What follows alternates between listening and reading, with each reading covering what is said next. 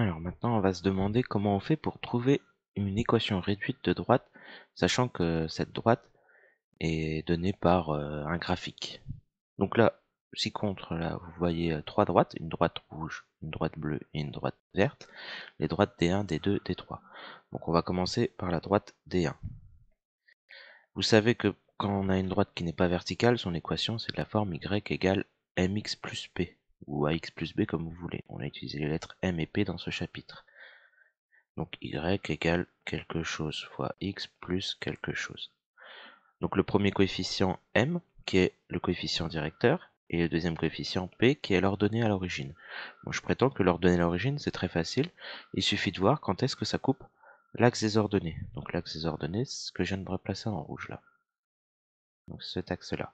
Et on voit que la droite rouge, ici, coupe l'axe des ordonnées en ce point-là. Donc là, comme vous voyez bien, hein, ça coupe en deux. Donc l'ordonnée à l'origine, c'est 2. Donc je peux compléter dans mon équation de droite ici, plus 2. Maintenant, pour calculer le coefficient directeur. Pour calculer le coefficient directeur, il nous faut 2 points. Donc par exemple, je prends ce point-là. Donc là, c'est le point que je repasse en bleu. Et un point un peu plus loin, par exemple, un peu plus à droite, celui-ci. Alors, vous avez deux méthodes. Soit vous dites, bah, premier point, je pose A, le deuxième point, je le prends B. Le premier point, ses coordonnées sont moins 2, 0. Le deuxième point, B, a pour coordonnées moins 1, 1. Donc, on voit pas très bien ici, donc je vais effacer ça, je vais le refaire. Donc, le point A a pour coordonnées moins 2, 0. Le point B a pour coordonnées moins 1, 1. Et avec ça, on peut calculer le coefficient directeur avec la formule yb moins yk sur xb moins xa. Qu'est-ce que ça nous donne? Bah, si on calcule, donc m c'est quoi? Yb c'était 1, moins ya donc moins 0, xb c'est moins 1, moins xa donc moins 2. Ce qui nous donne 1 sur 1 moins 0 donc 1, moins 1 moins 2 donc moins 1 plus 2, donc ça fait 1 aussi, c'est-à-dire 1 sur 1 donc 1. Donc c'est possible de trouver le coefficient directeur ainsi, ça fait 1. Mais par lecture graphique, on aimerait bien quelque chose d'un peu plus rapide que de faire des calculs. Donc quand on fait uniquement de la lecture graphique, vous remarquerez qu'on peut le trouver différemment. Donc vous regardez à nouveau sur le graphique, au niveau des deux points que j'ai placés, et cela consiste à regarder le déplacement que l'on effectue pour passer du point le plus à gauche vers le point le plus à droite qu'on a placé. Donc par exemple, je fais le déplacement dans un premier temps latéral, donc j'avance de 1, et ici, je monte de 1. Et le calcul, la formule me dit que c'est d'abord le déplacement horizontal divisé par le déplacement vertical. Donc 1 sur 1. Et on obtient 1. Et donc on obtient bien le même résultat qu'on a trouvé avec le calcul, fort heureusement. Alors, on pourrait se poser une question qui est naturelle, c'est si jamais je prends deux autres points, qu'est-ce qui se passe? Donc par exemple, je prends ce point là vous voyez la croix bleue, et je prends un point un peu plus loin, par exemple celui-ci. Vous allez voir qu'on va trouver le même résultat, c'est juste que la démarche est la même, et le résultat final est le même. C'est juste l'entre-deux qui est un peu différent. Je pars du point le plus à gauche, donc celui-ci. Je fais le déplacement latéral, donc je vais de 3 vers la droite, et je monte de 3. Donc le coefficient directeur, c'est 3 divisé par 3. 3 sur 3, ça fait bien 1. Donc ça, tout ça c'est bon, on retrouve bien le même résultat. Une fois que j'ai trouvé mon coefficient directeur et mon ordonnée à l'origine, ben je peux compléter. Donc y égale mx plus p, c'est-à-dire 1 fois x plus p. Donc c'est-à-dire y égale x plus 2, ici. 1 fois x plus 2, donc y égale x plus 2. Maintenant, on va effectuer la même démarche pour la droite D2. Donc on identifie dans un premier temps la droite D2, c'est la droite bleue, donc celle que je repasse en rouge là, c'est celle-ci. L'ordonnée à l'origine, on a dit que c'était quand est-ce que ça coupe l'axe des ordonnées. Et donc on voit bien ici, c'est ce que j'entoure, donc ça coupe en 4. Donc ici, donc M je n'ai pas encore trouvé, P égale 4. Pour trouver le coefficient directeur, on va faire par lecture graphique, je choisis deux points.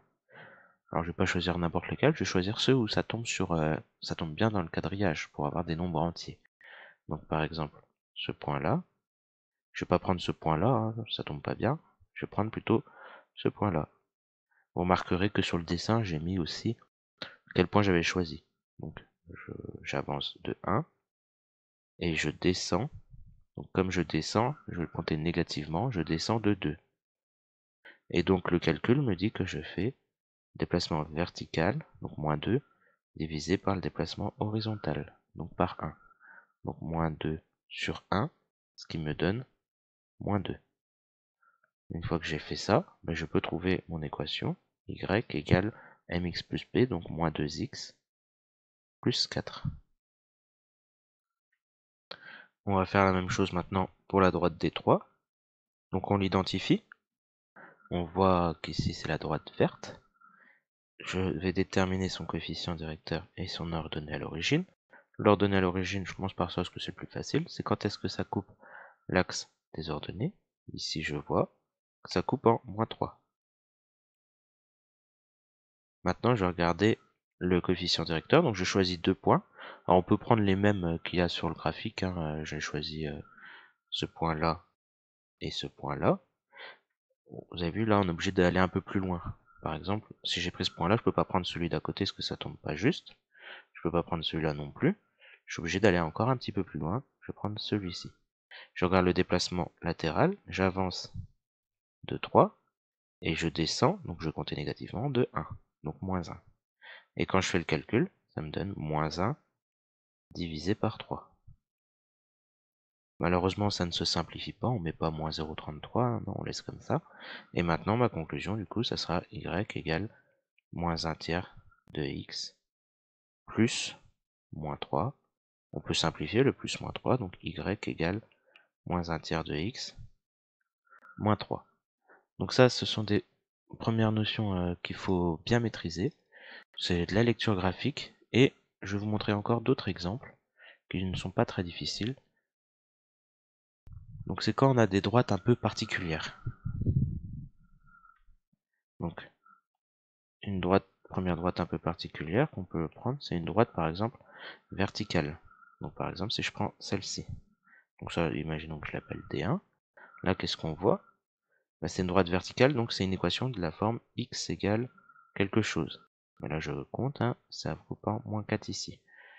Ça donne moins 4. À noter que une droite verticale n'admet ni d'ordonnée à l'origine, parce que ça ne coupe pas l'axe des ordonnées, et ça n'a pas de coefficient directeur, parce qu'on n'avance pas vers la droite et on ne fait pas ce genre de déplacement. Si on regarde ce genre de déplacement, qu'est-ce qui se passe? Pour passer de ce point-là à ce point-là, j'avance de 0 vers la droite et je monte de 2. Ce qui me donnerait 2 sur 0, ce qui n'existe pas, ce qui rend crédible le fait que ça ne mette pas de coefficient directeur. Donc voilà, j'ai donné l'équation de la droite D1. Maintenant, si on a une droite horizontale, donc par exemple la droite D2 ici, ça coupe en 4. Là, on voit bien qu'il y a une ordonnée à l'origine. C'est 4. Donc pour la droite D2, donc j'ai trouvé. Donc je vais chercher M et P. P du coup c'est 4, c'est l'ordonnée à l'origine. Et maintenant pour trouver le coefficient directeur, on prend 2 points sur cette droite, par exemple ces 2 points-là, par exemple. Hein. J'avance de 2 et je monte de 0. Là ça a bien fonctionné parce que quand je fais le calcul, ça me donnait 0 sur 2. Et 0 sur 2, ça fait bien 0. Dans l'autre cas, ça ne marchait pas parce que c'était divisé par 0. Donc là, ça allait pas. Et vous remarquerez que son équation, du coup, c'est y égale mx plus p, donc 0x plus 4, c'est-à-dire y égale 4. Et ça paraît assez cohérent, hein. Si on voit bien l'axe des x ici, l'axe des y, donc l'axe vertical, ici on est bien à la hauteur 4. On est tout le temps à la hauteur 4, ce qui explique que y vaut 4. Donc ça, c'est une droite horizontale. À noter que vous n'êtes pas obligé de refaire à chaque fois les calculs. Vous pouvez noter directement y vaut 4. C'est un réflexe à avoir. Une droite horizontale, son coefficient directeur vaut 0. Et voilà.